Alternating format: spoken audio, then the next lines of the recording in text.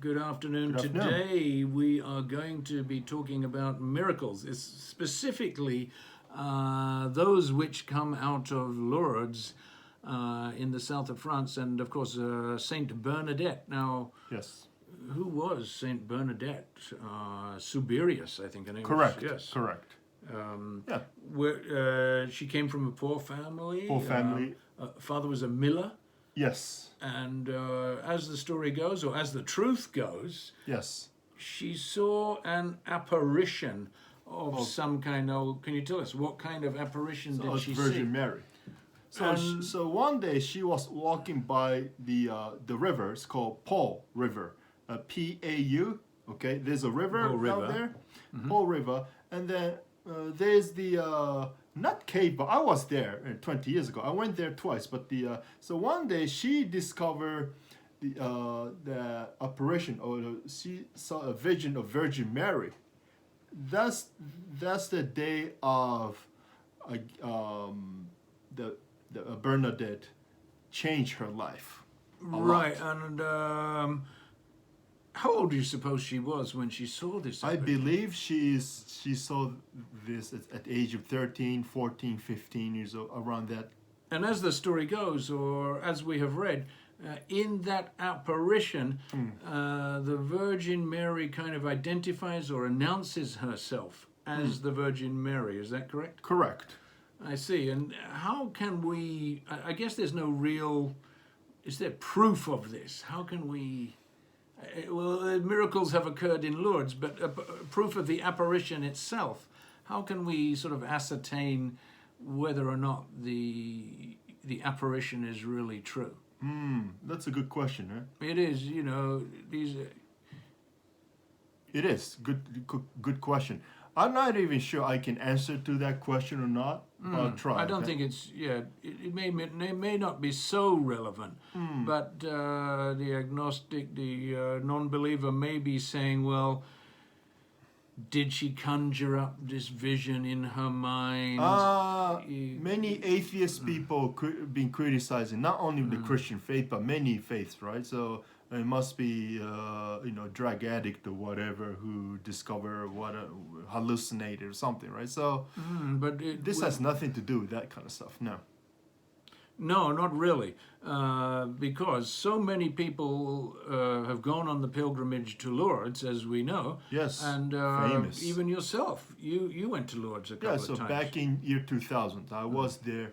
So 2000? Year 2000. Oh, so I went there recently. Twice in the same year, And what was your purpose to go there? Well, okay, so I went there as a pilgrim, okay? Okay, and then, so I went twice, right? The first trip I spent roughly 3 weeks. The second trip I spent maybe 2 weeks. Okay, tell us about the first trip, the first 3 weeks. Man, when I went there, it was so wonderful, and I was speechless in the positive way. How come? Why were you? Because this is what I have found. This is the real Christian world. That place. Of course, outside a sanctuary, there's so many souvenir shops. It's pretty much secular. But once you go inside the sanctuary, okay? I just had a bit of water there, and it wasn't holy water. It was just ordinary pure water. water. It's pure water. Pure holy water. You can. There's like a faucet. There's a place, and then. So you kind of like queue up. Yes. To get to the faucet because that's so valuable. I drank the water every day because I drank it. Yes. So you could take it back to the hotel room. Yeah, I did every day. Every day. Okay. And how did you feel after you drank it?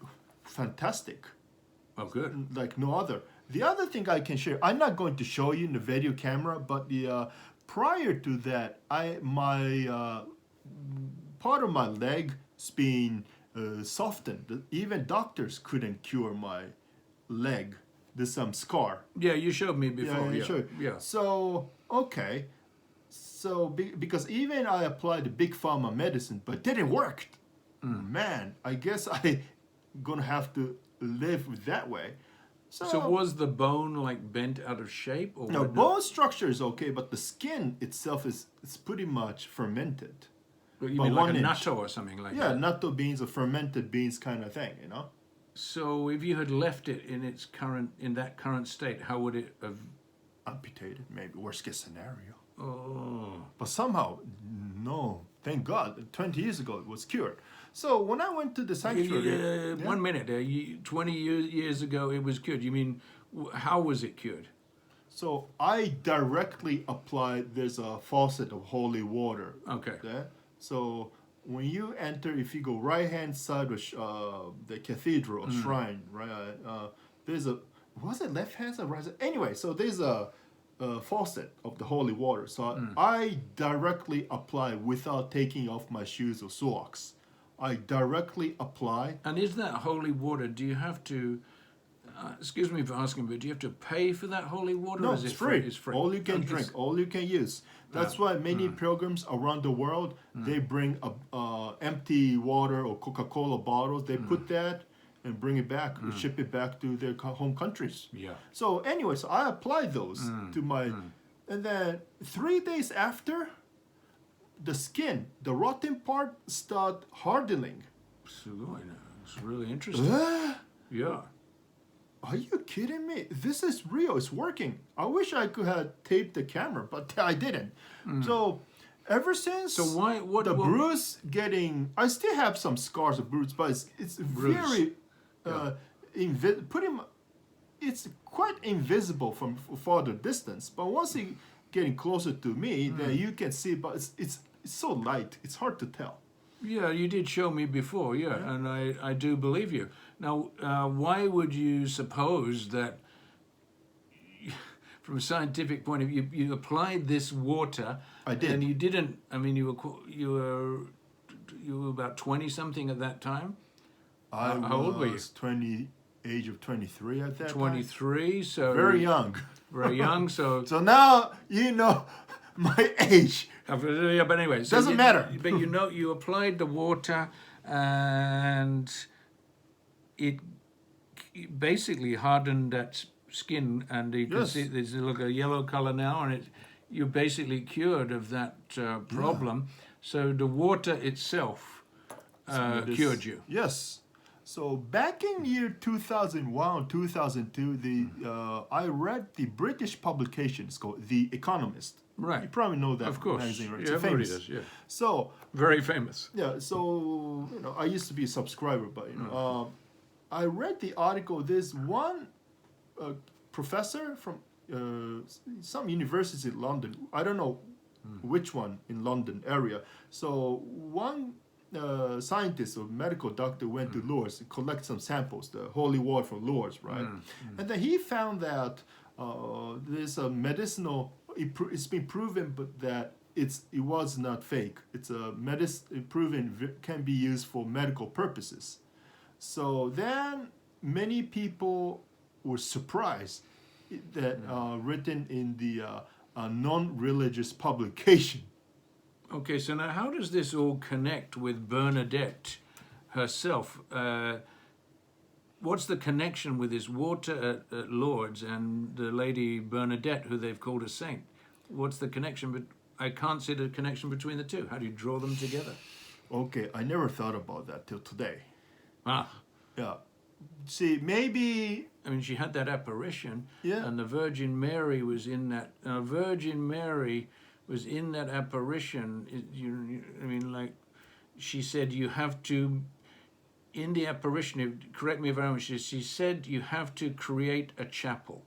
Yes. Now, that could mean anything. That you have to create a building, you have to create...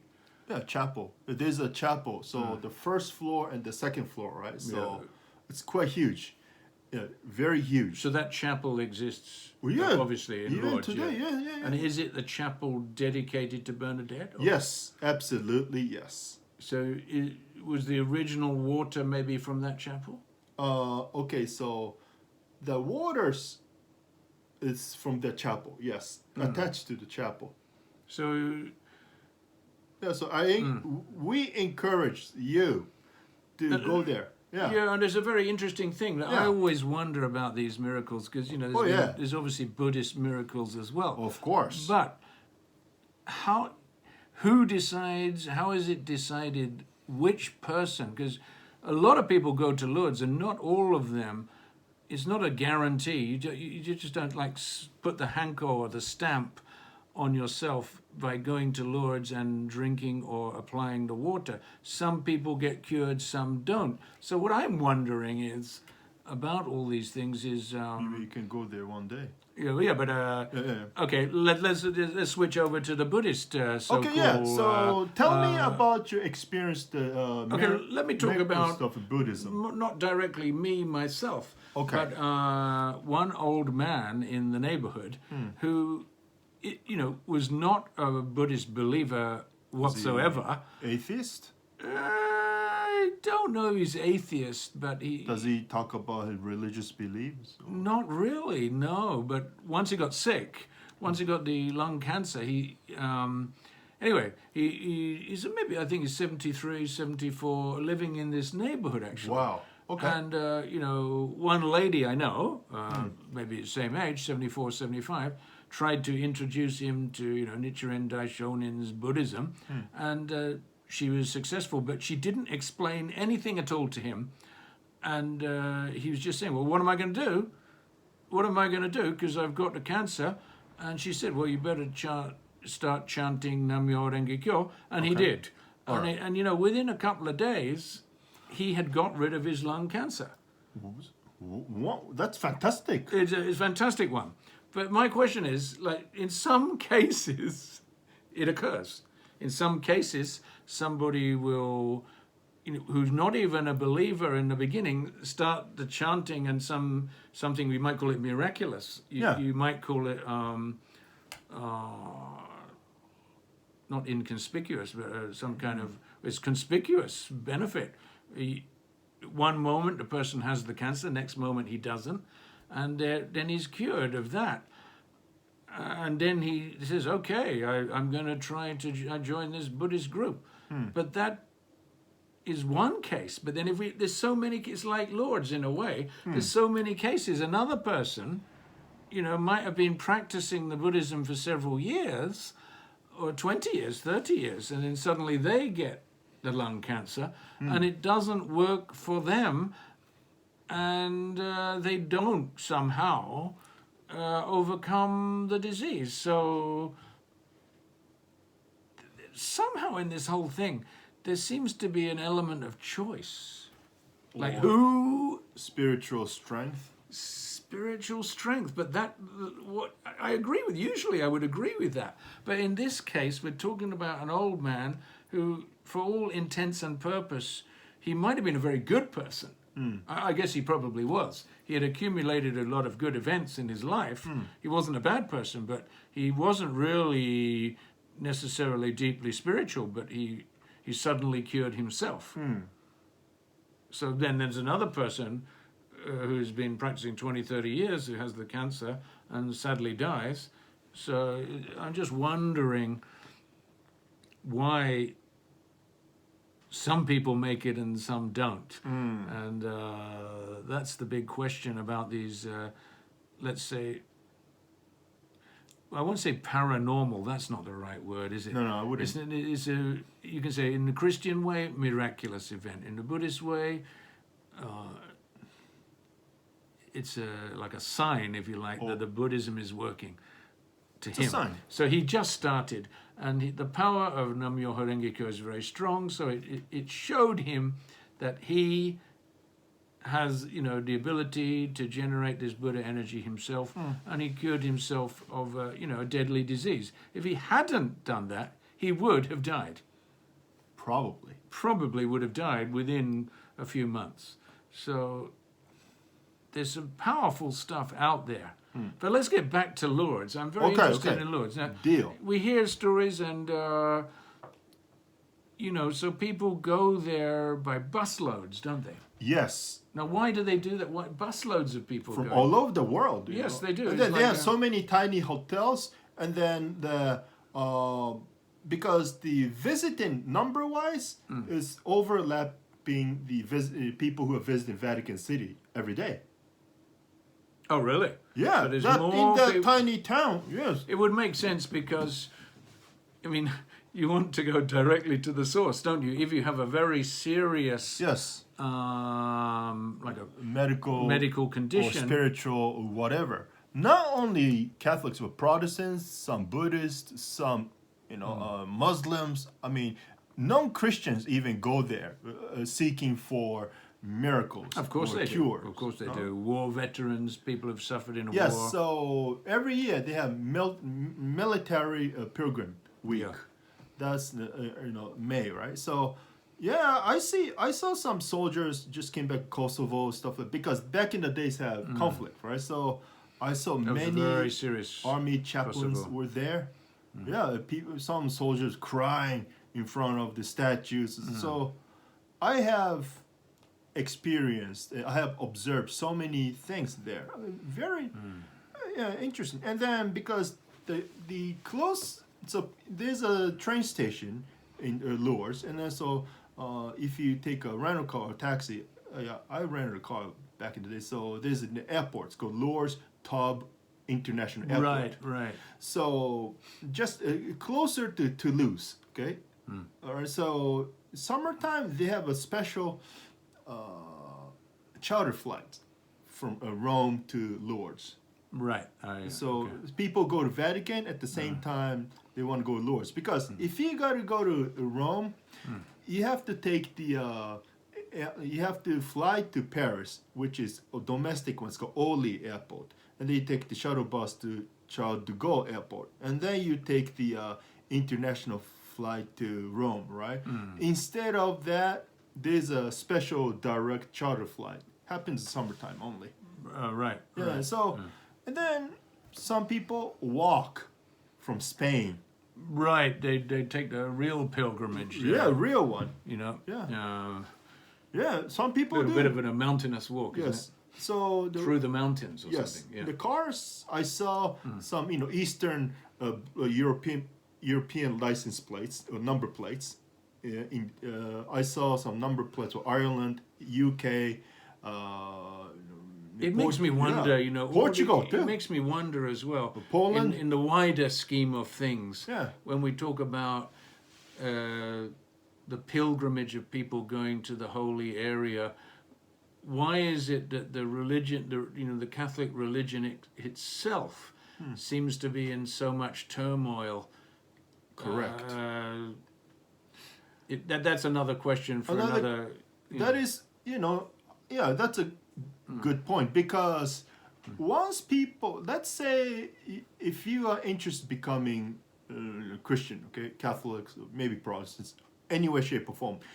The people who are interested in Christianity, if they visited the Lourdes first before meeting nasty, or Catholics in name only people, or Protestants in name only people, if you fly or go, directly to Lourdes, then nobody talks trash about Christianity. That's how pure that is. Yeah. So after that trip, I was kind of culturally shocked. Then, thank goodness, then that made me easy easy to spot if this person Christian in name only or not. So actually, that was very positive experience. Yes, about the second trip, I went there. So what? You're big on that point, the Christian in name only. But anyway, you went there a second time. Yes.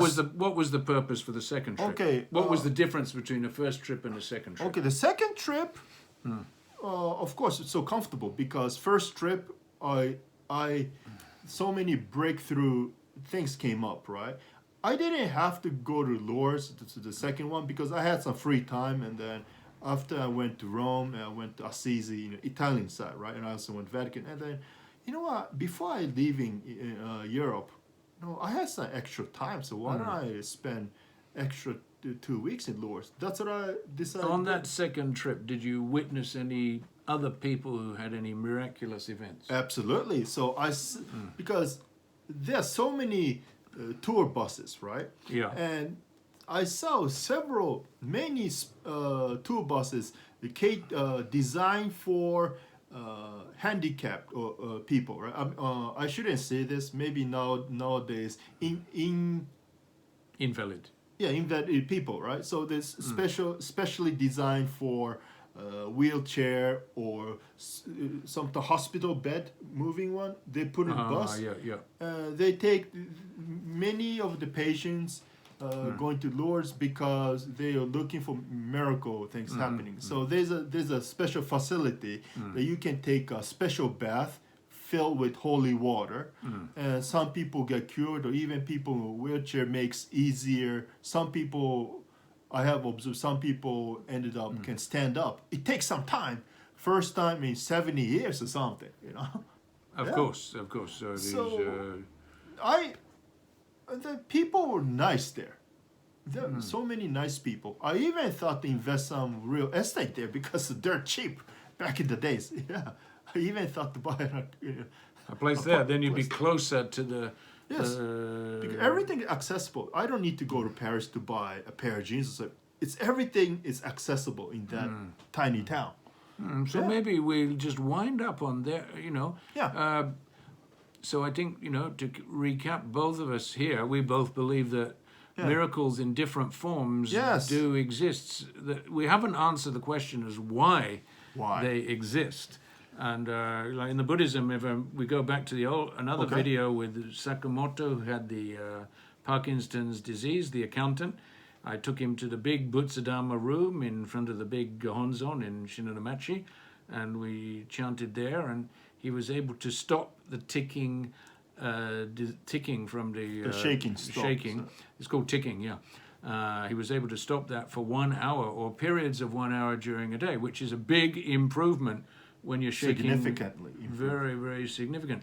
So definitely the power of the prayer caused that to happen, and that prayer was the Lotus Sutra prayer. So we've got at least two forms of prayer here that seem to stand up for themselves. Yeah, it's genuine, right? Our other question is that we'd like to put to you is, why do these wonderful miracles happen? Yes. I'll leave you with that. Yeah, so why?